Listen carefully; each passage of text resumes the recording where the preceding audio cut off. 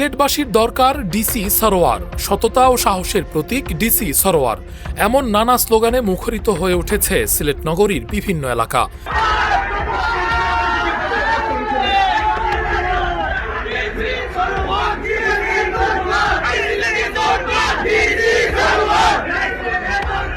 সিলেট জেলা প্রশাসক পদ থেকে মোহাম্মদ সারোয়ার আলমকে প্রত্যাহারের আদেশ বাতিল করে তাকে শপথে বহাল রাখার দাবিতে বিভিন্ন কর্মসূচি পালন করছেন সাধারণ মানুষ। সামাজিক যোগাযোগ মাধ্যম থেকে শুরু করে রাজপথ, সবখানেই শোনা যাচ্ছে সিলেটবাসীর দরকার ডিসি সরোয়ার স্লোগান। লাইফে কোনো কিছুর গ্যারান্টি নাই, তাই ইন্স্যুরেন্স করুন সিটি ব্যাংকে, কারণ ইন্স্যুরেন্স করলে সিটিতে সুরক্ষা পাবেন নিশ্চিন্তে।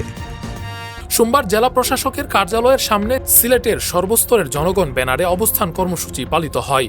এতে অংশগ্রহণকারীরা দাবি করেন, সরোয়ার আলম একজন সৎ, সাহসী ও জনবান্ধব কর্মকর্তা হিসেবে অল্প সময়েই মানুষের আস্থা অর্জন করেছেন।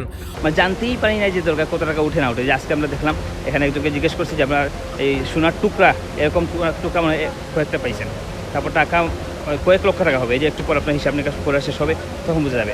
আমরা চাই যে সরোয়ার আলমকে অবশ্যই সিলেট অব্যাহত রাখা। তাকে প্রত্যাহারের সিদ্ধান্ত পুনর্বিবেচনা করে দ্রুত শপথে বহাল করার দাবি জানান তারা। জনপ্রশাসন মন্ত্রণালয়ের এক প্রজ্ঞাপনে সম্প্রতি সরোয়ার আলমকে প্রত্যাহার করে উপসচিব পদে সংযুক্ত করা হয়, তবে তার প্রত্যাহারের কারণ আনুষ্ঠানিকভাবে জানানো হয়নি। এদিকে অনেকের ধারণা, সিলেটের ঐতিহাসিক মাজারগুলোর আর্থিক ব্যবস্থাপনায় স্বচ্ছতা ও জবাবদিহিতার উদ্যোগ নেওয়ার পর থেকেই তিনি একটি মহলের নজরে পড়েন। গত 12 জুন হজরত শাহজালাল রহমতুল্লাহি আলাই ও হজরত শাহপরান রহমতুল্লাহি আলাই এর মাজার পরিদর্শন করে আয় ব্যয়ের ব্যবস্থাপনার সংস্কারের ঘোষণা দেন তিনি। পরবর্তীতে পুরনো দানবাক্স সিলগালা করে নতুন দানবাক্স স্থাপন ও দান সংগ্রহে ব্যবহৃত ঐতিহাসিক ডেকগুলো সিলগালা করার পদক্ষেপ ব্যাপকভাবে আলোচনার জন্ম দেয়। এটা হচ্ছে পুঁজিবাজি এবং পেটবাজি। এটাকে পেট পালার জন্য এবং এই মাজারের ডেকের মধ্যে যে টাকা পয়সা আছে এগুলোকে নিজের পেটে বক্ষণ করে, এগুলো তো মানুষদের দান সৎকা করে, আল্লাহর রাস্তায় করে, এগুলো জনকল্যাণমূলক কাজে ব্যয় করতে হবে। আজকে 700 বছর ধরে তারা টাকা খেয়ে আসছে। তারা সাক্ষাৎ করে বলতেছে এটা আমাদের পৈতৃক সম্পত্তি, যা সারা দেশবাসী দেখেছে এবং শুনেছে। এটা নিশ্চয় তারা বলেছে এটা তাদের অন্যায় হয়েছে, সৎ ব্যবহার করতে চেয়েছেন, কিন্তু কে বা কার কোন দোষে তাকে প্রত্যাহার করা সমস্ত জাতি এটা জানতে চায়, ঠিক কিনা? যে আমাদের ডিসি আলম সারোয়ার আলম স্যার, উনার যে প্রত্যাহার, উনি যে কয়েকটা কথার মধ্যে অর্থাৎ উনার একটু এদিক সেদিক হয়েছে, অর্থাৎ একটা সমঝোতার ক্ষেত্রে যে নেতা কর্মী রয়েছেন ওনাদের সাথে যদি একটু সামঞ্জস্য যদি হয়ে যদি এই কাজটা করতেন তাহলে এটা ভালো হতো। কিন্তু উনার যে কাজটা আমরা শতভাগ উনাকে আমরা সফলতার দিক দিয়ে অর্থাৎ উনাকে আমরা সাপোর্ট করব।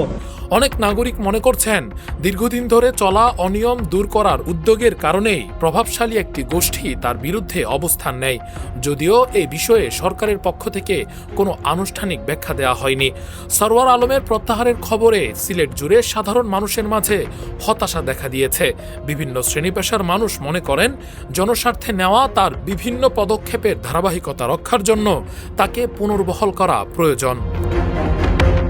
রাকিবুল ইসলাম রইস, ফেস দ্য পিপল। লাইফে কখন কি হয় গ্যারান্টি আছে, তাই ইন্স্যুরেন্স করুন সিটি ব্যাংকে, কারণ ইন্স্যুরেন্স করলে সিটিতে সুরক্ষা পাবেন নিশ্চিন্তে।